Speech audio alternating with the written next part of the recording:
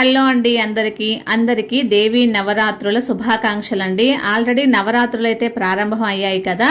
అమ్మవారి ఆశీస్సులు అందరికీ ఉండాలని మనస్ఫూర్తిగా కోరుకుంటున్నాను. మేమైతే పూజ చేసుకోకూడదు, మాకు పురుడు అనమాట. రెండో మామయ్య వాళ్ళ కోడలు డెలివరీ అయింది కాబట్టి అంతకుముందు నేను పూజ చేసినటువంటి వీడియో ఒకటే షూట్ చేసింది ఉంటే యాడ్ చేశాను.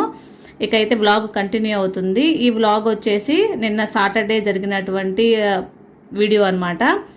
అయితే ఎర్లీ మార్నింగే లేచి పల్లీలు వేయించాను మాకు చట్నీ కోసము. ఇడ్లీలోకి మాకు ఇడ్లీ అయినా సరే, దోశ అయినా సరే, ఏదైనా మా వారికి కంపల్సరిగా పల్లి చట్నీ అయితే కావాల్సిందే. కంపల్సరిగా కారంతో అయితే రోజు తినరు అనమాట. ఇంకా తర్వాత ఒకవైపు ఆ పల్లీలు వేయిస్తూనే ఒకవైపు నేనైతే ఇడ్లీ పొయ్యి మీద పెట్టేశాను. వాళ్ళ నిద్ర లేచి బ్రష్ చేసేలోపు మాకు ఈ టిఫిన్ సెక్షన్ అయితే అయిపోతుంది అనమాట. ఇంకా దుష్యంత్ బ్యాగు, వాడి suit case, puri school bags ఇవన్నీ ఉన్నాయి అనమాట. ఇవన్నీ కూడా ఇంకా వాష్ చేద్దామని అనుకున్నాను ఈరోజు. పిల్లలకైతే సెలవులు ఉంటాయి కానీ మనకైతే సెలవులు ఉండవుగా. ఈ బ్యాగులన్నీ బాగా మురికి పట్టిపోయి ఉన్నాయి.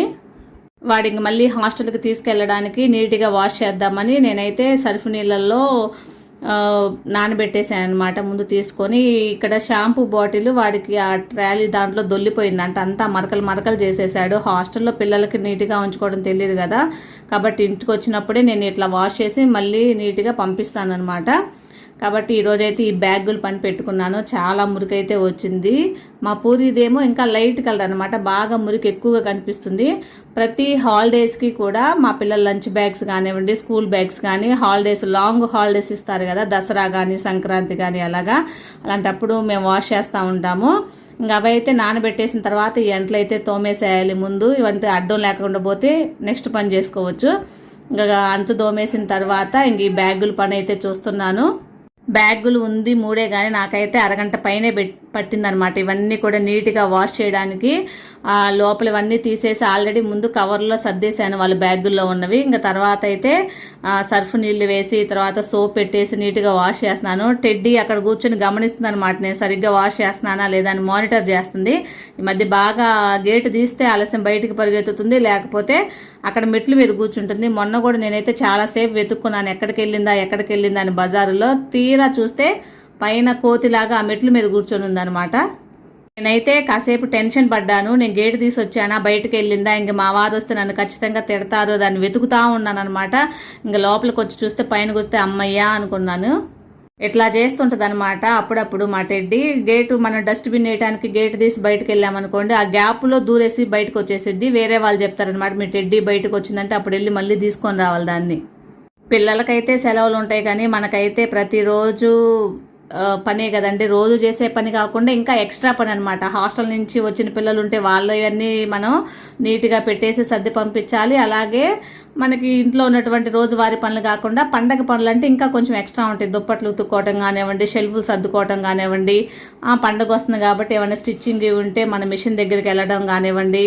అనుకున్న దానికన్నా రోజు చేసే పనుల కన్నా కూడా చాలా ఖర్చు, అలాగే ఎక్కువ పని కూడా. అది ఏంటి, మన ఆడవాళ్ళకే ఇంకా ఎక్కువ ఉంటుంది. నేనైతే చాలా మంది విషయాల్లో గమనించాను. ఏముంది ఇంట్లో పనేగా చేసేది, మీరేం చేస్తున్నారు, బయటకు వచ్చే పని లేదు కదా, మీరు బయటన్నీ మేము మేనేజ్ చేసుకుంటాంగా అంటారండి జెంట్స్. కానీ ఇంట్లో పనే చాలా అంటే చాలా ఎక్కువ, చాలా స్ట్రెస్ఫుల్ అనమాట. పిల్లల్ని చూసుకుంటూ ఫ్యామిలీని మెయింటైన్ చేసుకుంటూ ఎవరైనా జాబ్ చేసే లేడీస్కి అయితే ఇంకా ఎక్కువ. ఆ స్ట్రెస్ అయితే నాకు బాగా తెలుసు అనమాట. ఇలాంటి చిన్న చిన్న పనులు మీకు కనపడటానికి చాలా చిన్నగా అనిపిస్తాయి. ఏముంది బ్యాగ్స్ వాష్ చేయటమే కానీ, బ్యాగ్స్ అనే కాదు, లేకపోతే ఇంట్లో బట్టలు చదవటమనే కాదు, లేకపోతే ఇంకోటనే కాదు, చాలా స్ట్రెస్ అనమాట. కానీ ఎంత కష్టపడి చేస్తున్నప్పుడు కనీసం ఇంట్లో వాళ్ళు కాస్త రెస్పెక్ట్ కానివ్వండి, లేకపోతే మీరు చేస్తున్నారని గుర్తిస్తే చాలు. మాకు హెల్ప్ చేయకపోయినా పర్వాలేదు, మేము చేసే కష్టాన్ని గుర్తిస్తే అదే మాకు 10,000 అన్నట్టు హ్యాపీగా ఫీల్ అవుతాము. అలా కాకుండా ఏం దేశంలో నువ్వు ఒక్కదానివే చేస్తున్నావా, నువ్వు ఒక్కదానివే వర్క్ చేస్తున్నావా, లేకపోతే నువ్వు ఒక్కదానివే కష్టపడి పిల్లల్ని చూస్తున్నావా, అలా అన్నప్పుడు మాత్రం ఎవరికైనా సరే చాలా బాధ అనిపిస్తుంది. అంటే మా వారేదో నన్ను అంటున్నారని కాదండి, మా వారు చాలా విషయాలు నాకు బాగా కోఆపరేట్ చేస్తారు. ఇంట్లో పనుల్లో హెల్ప్ చేయకపోయినా నాకు ఏదన్నా ఇంట్రెస్ట్ ఉంది పలానా ఫీల్డ్లో, కాకపోతే నాకు ఇది ప్యాషన్ అండి, నాకు ఇది ఇంట్రెస్ట్ అంటే దానికి ఏనాడు నాకైతే అడ్డు చెప్పరండి.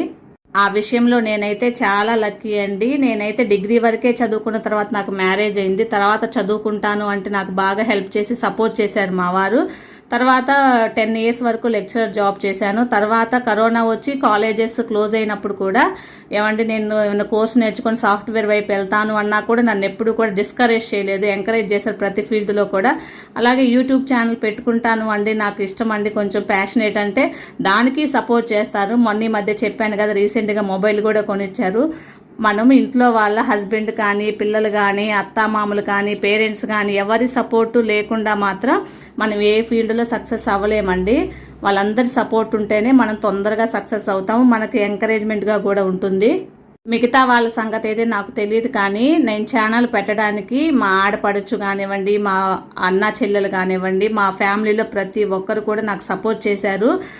నువ్వు చెయ్యి, నీ దగ్గర టాలెంట్ ఉంది, నువ్వు చేయగలవు, కష్టపడతావు ఏదైనా అని. మా రమ కూడా చాలాసార్లు చెప్పి పెట్టుకోవద్దునా, నీకు ఇంట్రెస్ట్ ఉంది కాబట్టి, ప్యాషన్ కాబట్టి అనింది.